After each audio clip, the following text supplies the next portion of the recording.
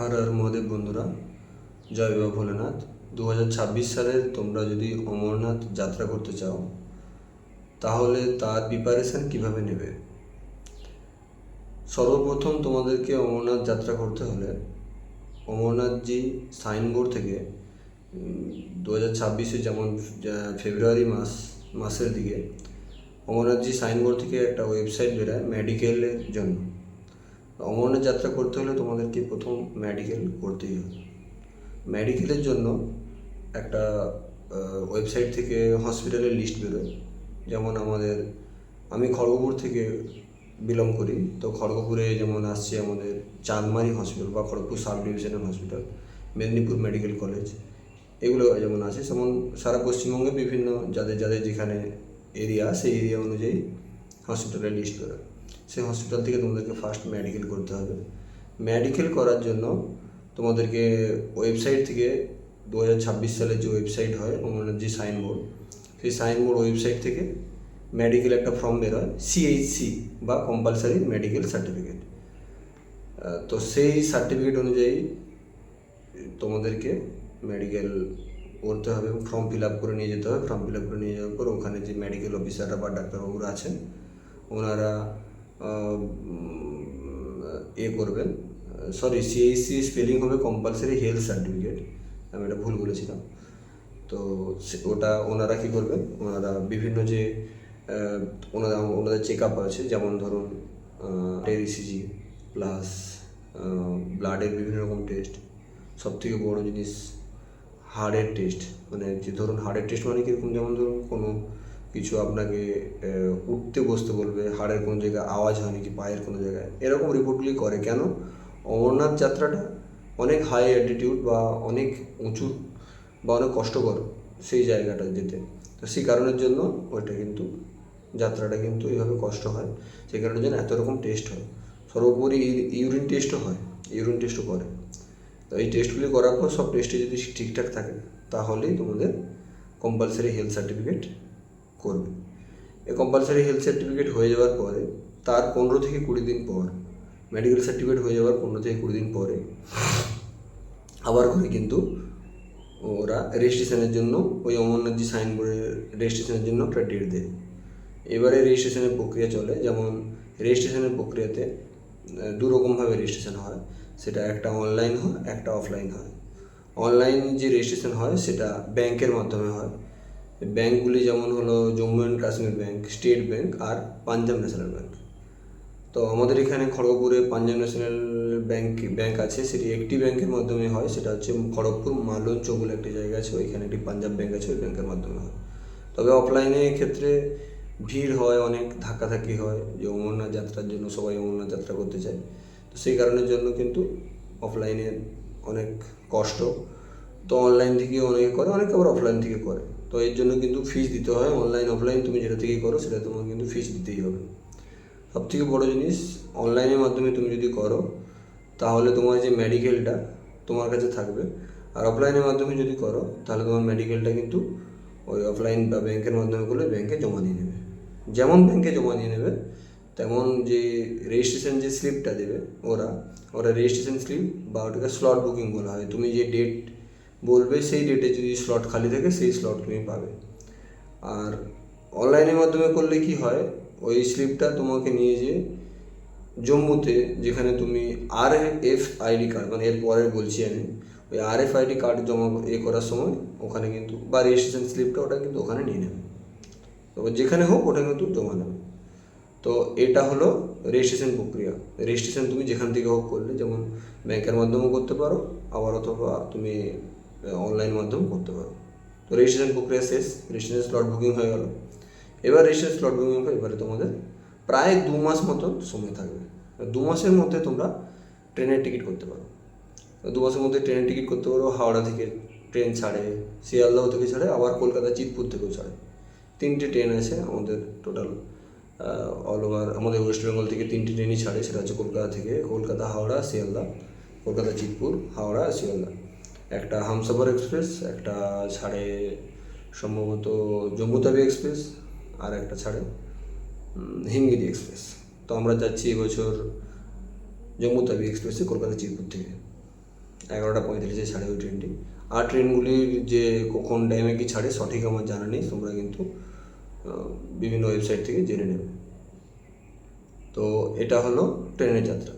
এবারে তোমার ট্রেনের যাত্রা যখন রেজিস্ট্রেশন কমপ্লিট হলো, এবার মাঝখানে কিছু আমি বলতে ভুলে গেছি। দুটো রাস্তা হয় স্লট বুকিংয়ের সময়, দুটো রাস্তা হয়। সেটা যেমন একটা রাস্তা হয় বালটাল মার্গ, আর একটা রাস্তা হয় পেহেলগাম বা চন্দনবাড়ি মার্গ।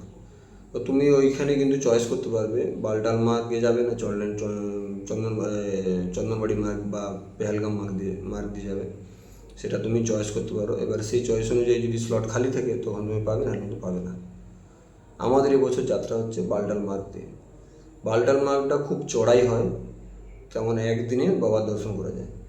আর চন্দনবাড়ি মার্গটা যেটা হচ্ছে পারম্পরিক মার্গ, যেটাতে বাবা স্বয়ং মাকে নিয়ে গেছেন। আর অ্যাকচুয়ালি অমরনাথ যাত্রাটা কী বা কেন হয়, মা পার্বতী বাবাকে বলেছিলেন যে সব সময় আমাকে কেন দেহ রাখতে হয়, বা আমাকে কেন মারা যেতে হয়, বা আমি কেন দেহ ত্যাগ করতে হয়, তুমি তো অমরই থাকো, তাহলে তোমার অমর হওয়ার কাহিনী কী?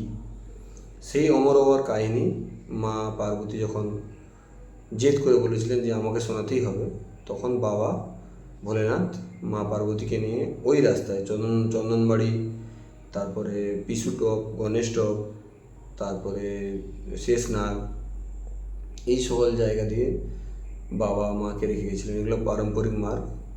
তো তোমরা যখন যাবে তখন এই জায়গার বিশেষত্ব ভালোভাবে জানতে পারবে আরও। তো অবশ্যই আমি সবাইকে বলবো যে জীবনে একবার হলেও অমরনাথ যাত্রাটা করো। অমরনাথ যাত্রা করাটা আমাদের উচিত। যেহেতু হিন্দু ধর্মাবলম্বী যারা, তাদেরকে অবশ্যই সনাতন ধর্মী যারা, তারা অবশ্যই অমরনাথ যাত্রাটা করা উচিত। আচ্ছা, এটা হলো দুটো মার্গ দিয়ে, যেমন আমরা বালটাল মার্গ দিয়ে যাচ্ছি। আর ওটাতে 3 দিন প্রায় সময় লাগে। চন্দনবাড়ি মার্গটাতে প্রায় 3 দিন সময় লেগে যায়, 2.5 থেকে 3 দিন দর্শন করতে। আর বালটাল দিয়ে হলে কিন্তু একদিন, কিন্তু বালটাল দিয়ে খুবই কষ্টকর ব্যাপার। এটা হলো দুটো যাত্রার পয়েন্ট। এবারে ট্রেনের টিকিট করার মিনিমাম 3 থেকে 4 দিন আগে থেকে তোমরা, মানে যেমন যদি আমাদের যেমন 17 তারিখ যাত্রা, আমরা ট্রেনে উঠছি 12 তারিখ, এই হিসেব করে তোমাদের কিন্তু ট্রেন টিকিট করতে হবে। একবার ভালো করে সবাই শুনে নাও, 17 তারিখ আমাদের বাবার দর্শন হলো, মানে যাত্রা শুরু হচ্ছে, তাহলে আমরা 12 তারিখ এখান থেকে কলকাতা স্টেশন থেকে আমরা ট্রেন ধরবো। এই হিসেব করে তোমাদেরকে ট্রেন ধরতে হবে। আমাদের একদিন এক্সট্রা হাতে আছে। কেন? ওখান থেকে আমরা জম্মু তাওয়াই স্টেশনে নামবো, RFID কার্ড করতে সময় লাগবে। RFID কার্ড হলো ওখানে, RFID কার্ডটা মাস্ট, ওটাই তোমার পাস মতো তুমি ভাবতে পারো যাত্রা করার জন্য। ওটা হয়ে যাওয়ার পর ভগবতীনগর বেস ক্যাম্প বলে একটি জায়গা আছে, সেই ভগবতীনগর বেস ক্যাম্পে আমাদের এন্ট্রি হবে। সেটা সেনা বেস ক্যাম্প। টোটাল 80,000 সেনাবাহিনী দ্বারা সুরক্ষিতভাবে অমরনাথ যাত্রা করা হয়। কেন? তোমরা সবাই জানো জম্মু কাশ্মীর জায়গাটা কেমন, সেই কারণের জন্য টোটাল 80,000 সেনা কিন্তু রক্ষণাবেক্ষণের মাধ্যমে থাকে। আর সবথেকে বড় জিনিস, কেন সেনা ক্যাম্প বা ভগবতীনগর বেস ক্যাম্পে থাকতে হয়? ভগবতীনগর বেস ক্যাম্পে থাকলে সরকারি যে বাস থাকে, সেই বাসের মাধ্যমে একদম প্রোটেকশন দিয়ে তোমাদেরকে নিয়ে যাবে। এবার কেউ পাবলিকলি অনেকে যায়, কিন্তু সেটাতে অসুবিধে হয় বা তুমি সেই সুরক্ষাটা পাবে না। ওনারা যেভাবে নিয়ে যাবে না, তোমাদের কিন্তু সেভাবেই যেতে হবে। ওখানে যে তোমাকে RFID কার্ড চেক করবে, RFID কার্ড চেক করার পর তোমার যে যাত্রার রেজিস্ট্রেশন সার্টিফিকেট হয় সেটা চেক করবে। সেটা চেক করা হলে তারপরেই তোমাকে এন্ট্রি হবে। কোনো কিছু নেশা জাতীয় কোনো জিনিস নিয়ে যেতে দেবে না, কোনো ছুরি, কাঁচি, ব্লেড ইত্যাদি যা কিছু থাকবে সব কিন্তু ফেলে দেবে ওরা। ওগুলো নিয়ে কোনো এন্ট্রি হবে না। ওগুলো এন্ট্রি ঢোকার পরে ওখানে তোমার একটা ফর্ম ফিল আপ করতে হবে। AC ডরমেন্ট্রি থাকে, AC ডরমেন্ট্রি যদি খালি থাকে তোমরা অবশ্যই পাবে। একটু তাড়াতাড়ি গেলে অবশ্যই খালি পাওয়া যায়। ওখানে গিয়ে একটা ম্যাট দেবে থাকার জন্য, নিচে শোয়ার জন্য, প্লাস তোমাদেরকে দেবে, একটা পিলো দেবে, বালিশ সেটা দিবে।